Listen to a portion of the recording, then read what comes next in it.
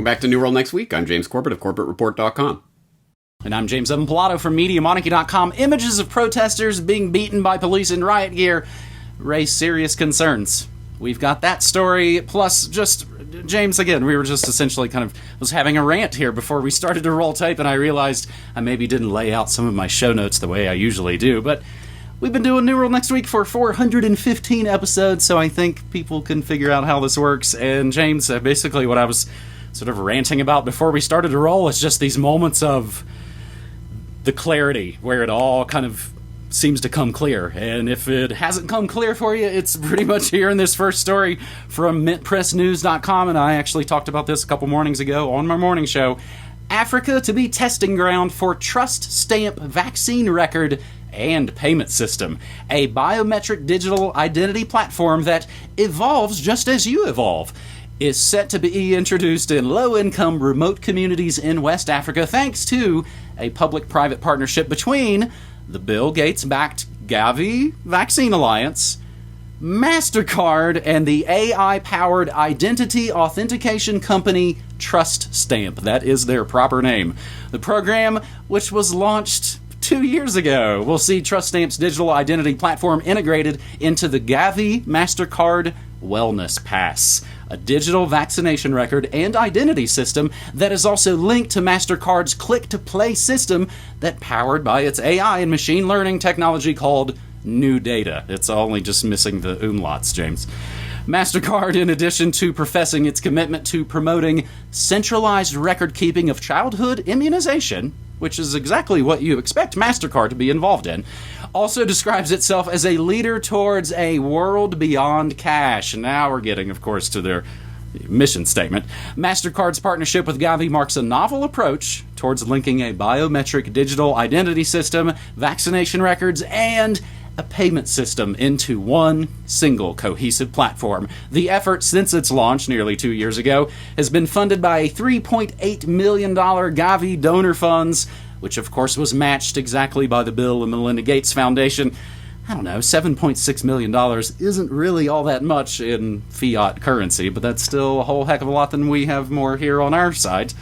In early June, Gavi reported that Mastercard's Wellness Pass program, would be adapted in response to COVID-19. Around a month later, Mastercard announced that Trust Stamp's biometric identity platform would be integrated into Wellness Pass, as Trust Stamp's system is capable of providing biometric identity in areas of worlds lacking internet access or cellular connectivity. It also does not require knowledge of an individual's legal name or identity to function, which will be a great way to sell this to you. It's not your identity. The wellness program involving Gavi, Mastercard, and Trust Stamp will soon be launched in West Africa and will be coupled with a COVID-19 vaccination program once a vaccine becomes available. James, also, I hear news that the first 100 customers will get a free blanket with cooties. As we laugh to not cry. James?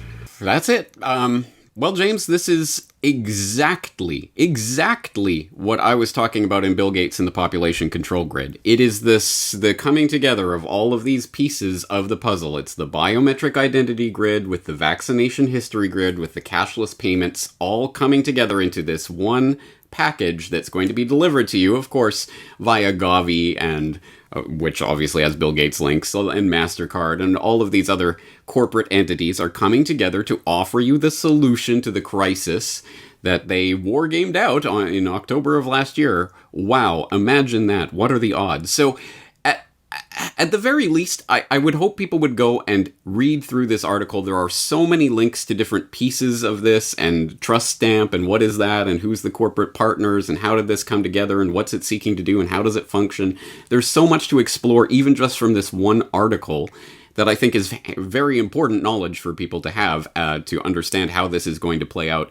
Not just, obviously, they roll it out in Africa first, because, hey, they're the guinea pigs, because this is a big eugenics experiment anyway, but it is coming around the world in one form or another, and I think people should be aware of that. So it is good to inform yourself, but also this is a good article to follow up with people who you might have tried to share Bill Gates and the population control grid or other information with. Oh, you silly conspiracy theorist. Well, here it is. It's already arrived. They're already doing it, and they're rolling it out, and here's the first test, and here's how it works.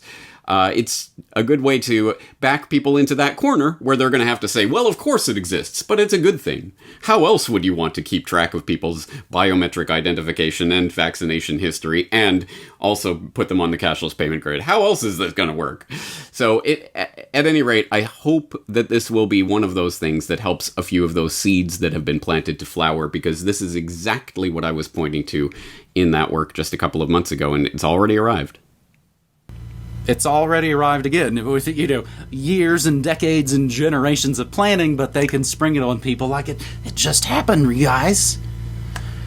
James, speaking of, again, following up with folks about this information, I actually recently had a friend who shared the story of the NBC guy who was essentially role-playing his made-up adventures with COVID that, of course, they noted was never had it, never did, Friend tried to share that story on a social media platform, but they made the rookie mistake of sharing an RT link, and of course they were immediately jumped all over, and you work for Putin, and again, this is the situation we're in. This is also episode 415 of New World Next Week, and we'll move to our second story, James, as it's pretty much been all to the wall these last few months. And the Cold War seemed like they're going hot. From the Big Brother Corporation, Serbia scraps curfew plan for Belgrade after protests. And this is not the first story we've had where the medical martial law has backed off a little bit when it comes to actual protests in the streets that, of course, they're going to win. Things are rigged in the man's favor when you hit the streets. The Serbian government has scrapped a plan to impose a weekend coronavirus curfew in Belgrade after 2 nights of protests in the capital. The Prime Minister, Brnabic, I'm mangling all the names. It will, of course, always be mentioned down in your show notes. Brnabic. Prime Minister Brnabic announced more limited measures, including a ban on gatherings of more than 10 people. The President, Vucic, had wanted the curfew due to a rise in infections. Human rights groups accused the authorities of heavy-handed approach and urged restraint. Dozens of police and, of course, protesters, all each injured. They say they want to distinguish themselves from the violent groups that started clashes on the previous nights, which we could only speculate, of course, might be involved in the usual law enforcement sources of violence in the protests. President Vucic has blamed those far-right nationalists for stirring up trouble on those occasions, which again still probably points to the cops. First night of protests began peacefully outside the National Assembly, but of course later turned violent. Crowds broke into the National Assembly building, and that's of course when the rubber meets the road, prompting the police to intervene. Thousands of people turned out for a second night of protests, blaming the government for the spike in infections. Remember who caused, again, the chaos going on. Protests reported in other cities. Videos, of course, emerged, as everybody loves. Videos of police beating people, which you can post all over the internet.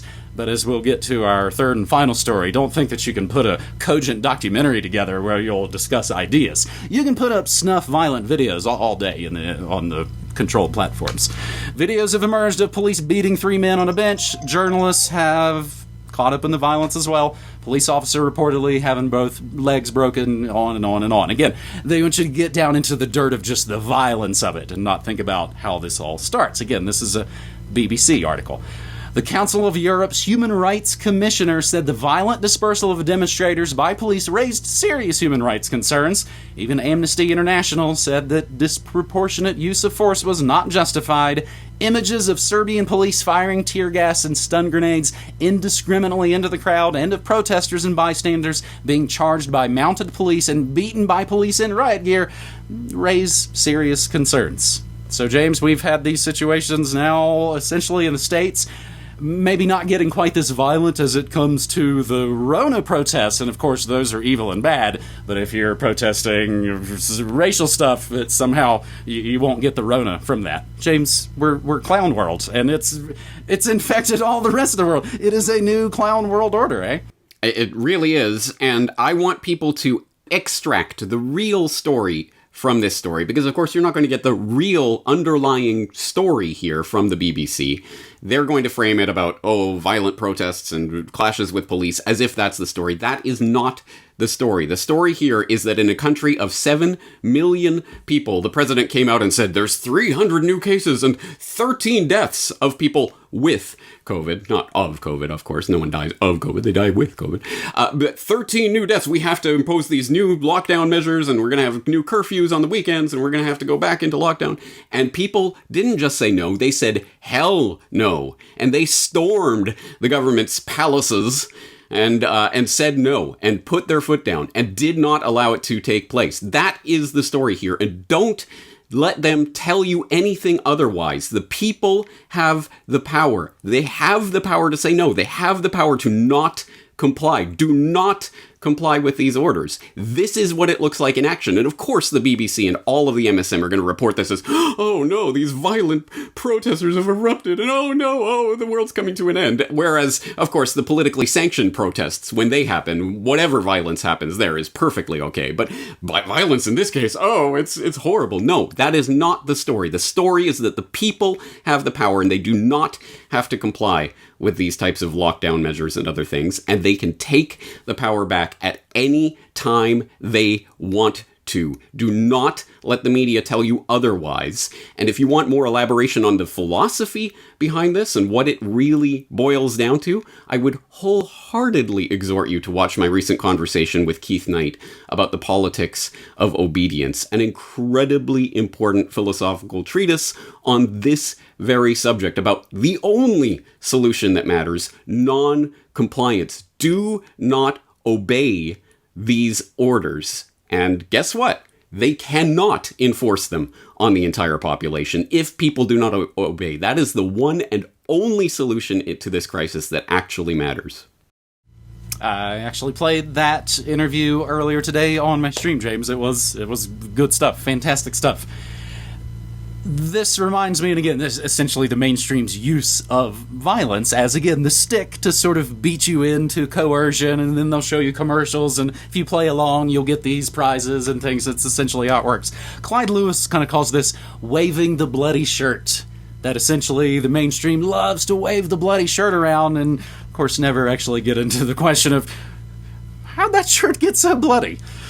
Hi, I don't know that we'll answer that question on this episode, James, but as we move to our third and final story, again, we were wondering about the power, and who has it, and who doesn't, and who's in control, and who can give, and who can take. Dan Dick's Censored. The Press for Truth YouTube channel has been permanently deleted, and of course we'll have links to the BitChute channel instead, and of course pressfortruth.ca as well. But we actually reached out to Dan Dix of Press for Truth, as this just probably go down in the last 48, 72 hours, I believe. And we asked Dan Dix about this situation, and here is what he says, which explains the situation. Quote, "First, they came for the journalists. Then we don't know what happened after that. After 14 years of work, 5 documentary films, 270,000 subscribers with over 35 million video views, all gone in the blink of an eye because the gatekeepers of political thought and opinion have decided that you should no longer have access to Dan Dick's voice, his opinion, his research, his method of delivery, his goal to bring truth to a time of universal deceit." And that's not YouTube, that is ThemTube. That's why we call it that. But as Dan notes, we always have had all the power, so it's time we take it back by migrating to decentralized, censorship-free platforms, while Gulag YouTube continues to, of course, be the cause of their own demise. James, we've sort of talked about this on my own show and my own chat and things, where a lot of folks say, it's like, I don't do anything important on YouTube anymore. They don't go there for any sort of important political engagement. They're going there to watch music videos or video game stuff or things that are maybe not quite so important, and things that, of course, aren't under the heavy ban hammer of YouTube. So, James, before I throw it back to you, I want you to talk about Dan's situation, but as it, in a way, sort of relates to something else that's sort of hovering in the background, and that is the return of the so-called fairness doctrine. And we will include a link to fee.org. A fairness doctrine for the internet could backfire on conservatives in their efforts to enhance their freedoms. Conservatives, because that's how simple it all is, could create an internet that restricts them more than ever before. James, we could apply that to a lot of situations, but I would love to hear you discuss essentially, unfortunately, the not surprising deplatforming of Dan Dix from YouTube. Right. Well, okay, let's start with that fairness doctrine idea. The vampire needs you to invite them into the home. The Big Brother wants you to love Big Brother. You don't just have to obey Big Brother, you have to love Big Brother, want and desire the tyranny. So they want to engineer this reaction in the public. Oh, please, government, won't you come in and save us so that we can have this place on YouTube and Twitter and these other controlled platforms that we know have been essentially created and seeded and helped along by the intelligence agencies in the deep state. Won't you please allow us a place on those platforms? It's so important to us. Oh, okay, we'll allow you. And then, guess what? Next selection, the voting machines will tell you that a Democrat has won the presidency, and suddenly, oh no, how did they get all these powers to regulate these internet platforms, and now they're going to use it against us? I never saw this coming. It's idiocy on its face. Idiocy. And that's why I want to give absolute credit to Dan Dix for his statement there. We have always had the power, so it's time to take it back by migrating to decentralized censorship-free platforms, while YouTube, ThemTube, continues to be the cause of their own demise. That is it in a nutshell. Once again, we have the power, and we are making decisions right now that will impact the way the internet is going to function in the future. Either we all beg, oh, please allow us a space on your controlled platform, there's nothing we can do, or we take the power back into our own hands where it has always existed, and we use the decentralized platforms that already exist. It's not like we have to create something from scratch. There are already alternatives out there that are functioning. So anyone at this point who is still relying on YouTube for all of their information, and it's just too much effort to go somewhere else, you are part of the problem at this point. So, as you say, we will be including the link to Dan's BitChute, his library, his float. He's on a lot of different decentralized platforms, and of course, pressfortruth.ca. And let me say this for the 8 millionth time. I know it sounds like a broken record if you've been listening for any length of time, but let me say it again. If you are watching me on YouTube, you will lose my voice at some point. They will flip that switch, and the channel and all the videos and all those thousands and thousands of hours of content will be gone in the blink of an eye. But they will not be gone, because they are already backed up.